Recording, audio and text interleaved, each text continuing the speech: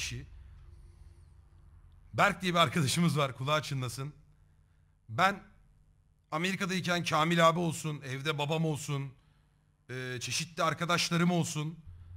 Babam ki çok horlayan bir adam değil. Yorgun olduğunuz zaman horlar böyle. Yani ayı çiftleşmeye gelir korkusuyla sürekli nöbet tuttuk. Yani bir horlama vardır, bir horlama vardır. Mesela Berk'inki horlama değildi. Bak cidden değildi ama 2-3 gün uyumamıştı. Böyle bir de bir ilişki durumları vardı, biraz morali bozuktu. Ben hayatımda böyle bir şey tecrübe etmedim. İlk defa bir arkadaşımı gece uyurken yumruklamak istedim mesela. Yani odunla vurmak istedim yani.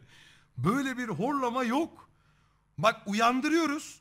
Berk diyoruz falan. Uyanıyor. Dönüyor, ne oldu falan diyor. Onun diyoruz hani insan ol. Elinde olan bir şey de değil tabii. Daha insan ol falan tamam derken bir horlama. Abi Ronnie bizim gitti arabanın içinde yattı. Diyor ki bize mesaj atıyor arabanın içinden. Uzakta park halinde. Abi diyor çıldıracağım, arabanın içindeyim. 4 kapı kapalı ve gene sesi geliyor dedi. Yaşadığım en büyük horlama anısı o yani. İnanılmaz yetenekliydi o konuda ya. Ronnie Reis. Ronnie Bellini. Ve bir daha asla o ekiple şeye gitmedik yani, kampa gitmedik.